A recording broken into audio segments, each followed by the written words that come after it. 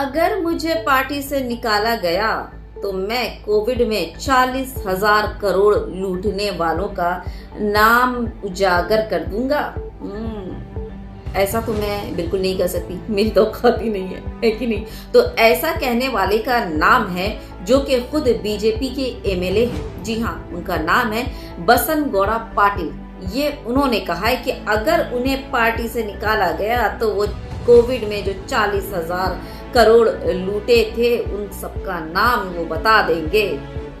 मेरा सवाल आप लोगों से है, आपको क्या लगता है कि ये नेताजी सच कह रहे हैं? क्या सच में कोविड में जो फंड आए थे, जमा हुए थे, वो लूटा भी गया था या लोगों की मदद हुई थी?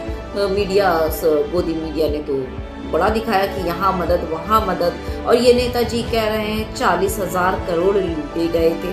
खैर, सच क्या है जरूर कमेंट बॉक्स में अपनी राय देना बिल्कुल मत भूलिएगा। मुझे भी जानना है कि आखिर क्या हुआ था कोविड के पैसे के साथ जो फंड आई थी। अल्लाह हाफिज। ये तो हो गई एक बात। अब दूसरी बात सुनिए।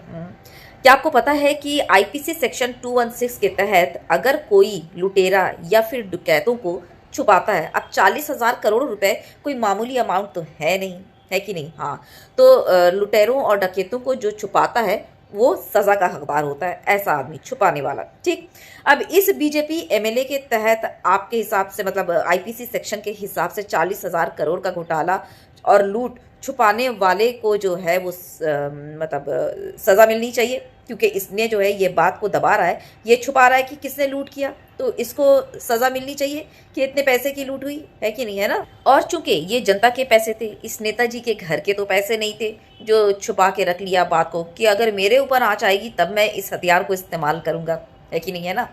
लेकिन अब आप इस बात का भी यकीन रख लीजिए कि इस मामले में इस नेताजी को कुछ नहीं होगा। कोई आईपीसी वाईपीसी कुछ भी नहीं, वो सिर्फ कोर्ट के ऑर्डर होते हैं वो दिखाने के लिए। जब आम जनता या कोई विपक्ष पार्टी करती है ना, तब इन सारे लॉज का इस्तेमाल होता है, बाकी और किसी पर नहीं। समझ गए? अब वो जो है इस पर कार्रवाई क्यों नहीं होगी वो आपको बताती। तो बोल रही थी कि इस मामले में आप यकीन रख लीजिए कि कोई भी कुछ भी नहीं होगा। अब वो क्यों नहीं होगा? वो इसलिए नहीं होगा कि सरकार की लूट को छुपाने वाला उसी पार्टी का विधायक है। यानी कि बात को समझ लीजिए कि वो जो लूटने वाला और उस लूट को छुपाने वाला एक ही घर के लोग हैं। समझ गए ना? हाँ, तो एक ही घर के लोग हैं, यानी कि भाई भाई हैं। तो कैसे एक दूसरे का जो है वो लूट करके तो घर ही आ रहा है, अपने ही घर आ रहा है, तो कैसे ये पोल खोल सकते हैं? समझ रहे हैं बात को? इसलिए यकीन रख लीजिए कि कुछ भी नहीं होगा। हाँ, बस आपको तैयार रहना है। आप क्यों तैयार रहिएगा? ये 40,000 करोड़ का जो घपला हुआ है ना, इसकी भरपाई आपको ही तो करनी है। क्या नहीं करेंगे?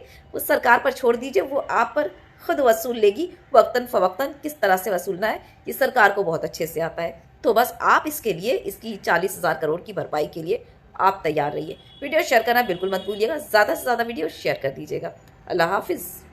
Take good care of your self.